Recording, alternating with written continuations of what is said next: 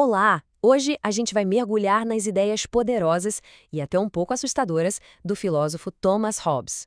Vamos tentar entender a visão dele de como a ordem pode nascer do caos e por que isso tudo ainda faz tanto sentido hoje em dia. Ok, vamos começar com a grande pergunta que moveu todo o pensamento do Hobbes. Pensa só por um instante. E se não existisse polícia, nem tribunais, nem governo? Um mundo sem ninguém para dizer o que pode ou não pode ser feito. Como é que seria a vida, hein?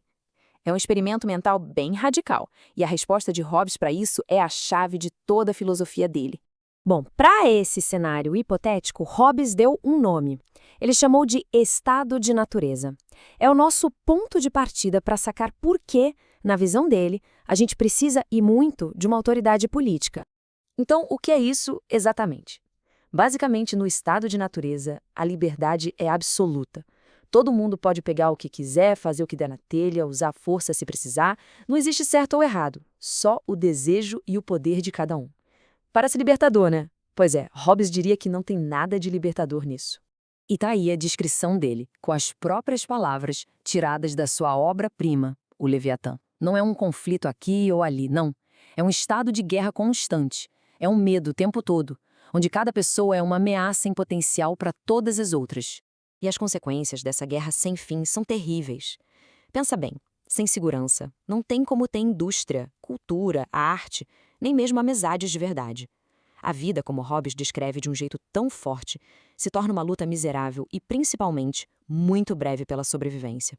Agora vem a parte mais interessante, talvez até contraintuitiva. A gente tende a pensar que a desigualdade é que causa conflito, certo? Mas Hobbes vira essa ideia de ponta cabeça. Para ele, a raiz de todo o caos é, na verdade, a igualdade natural entre todo mundo. E como é que isso funciona? Bom, Hobbes argumenta que, no fundo, todo mundo é mais ou menos igual em capacidade. Mesmo a pessoa mais fraca pode, usando a inteligência ou se juntando com outras, derrotar a mais forte. E essa igualdade de poder leva a uma igualdade de esperança, ou seja, todo mundo acha que tem o direito de conseguir o que quer. E aí já viu, quando duas pessoas querem a mesma coisa, o resultado é um só: conflito. Certo, então a gente já entendeu que a igualdade é o estopim. Mas o que de fato aperta o gatilho? Por que a natureza humana levaria a gente direto para a guerra? Para responder isso, Hobbes mergulha fundo na nossa psicologia para achar as causas dessa guerra de todos contra todos. E ele não fica no achismo, não. Pelo contrário, ele aponta 3 motivos bem específicos, 3 motores da natureza humana que, segundo ele, tornam a paz impossível, sem alguém para botar ordem na casa. Vamos ver cada uma delas. Primeiro, a competição. A gente briga por recursos, por coisas que precisamos para sobreviver. Segundo, a desconfiança. Como eu não posso confiar em ninguém, o mais lógico a fazer é atacar primeiro para me proteger. E terceiro, a glória. O ser humano busca reputação, busca ser reconhecido e está disposto a brigar por coisas que podem parecer pequenas, tipo uma palavra torta, um olhar diferente. Juntas, essas 3 coisas criam um ciclo de violência sem fim. Bom, com um cenário desses, parece que não tem muita saída, né? Mas Hobbes acredita que a mesma natureza humana que joga a gente no caos também oferece a solução. E a chave para isso é a nossa capacidade de raciocinar. É isso mesmo. Mesmo no meio da guerra, o medo da morte e o desejo de ter uma vida um pouquinho mais confortável fazem a nossa razão descobrir certas regras para a paz. E Hobbes chama isso de leis da natureza. A primeira e mais importante dessas leis é bem simples, na verdade. A gente deve buscar a paz. E para conseguir isso, a gente precisa estar disposto a abrir mão de algumas coisas. É um cálculo racional. A paz é muito melhor para a nossa sobrevivência do que a guerra constante. E isso nos leva direto para o coração da solução de Hobbes, o contrato social. É basicamente uma troca, um acordo.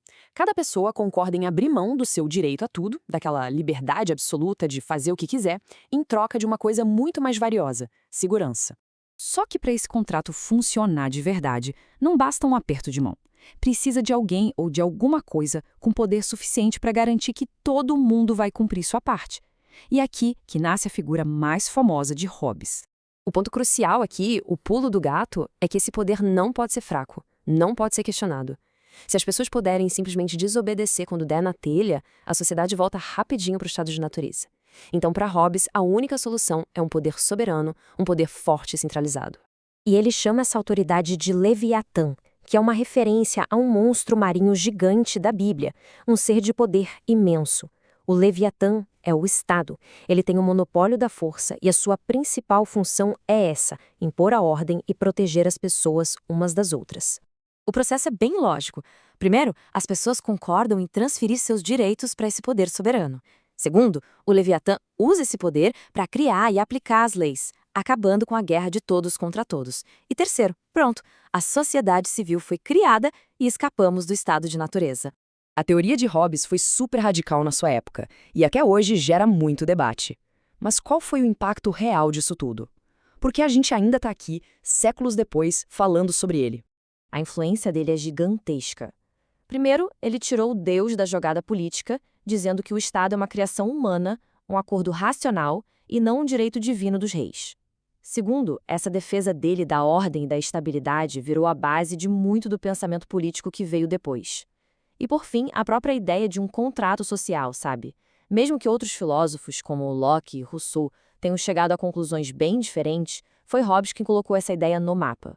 E essa frase aqui resume perfeitamente a tese central dele. Para Hobbes, a alternativa a um governo forte não é uma liberdade maravilhosa, mas sim o caos e a violência. O Estado, mesmo com todos os seus defeitos, é o que nos salva de nós mesmos. E a gente termina com essa pergunta que sai direto do pensamento de Hobbes e cai no nosso colo hoje em dia. Esse debate entre liberdade e segurança está no centro de quase toda a discussão política atual. A questão de Hobbes não é só teórica, é uma escolha que as sociedades precisam fazer o tempo todo. E a resposta nunca é simples.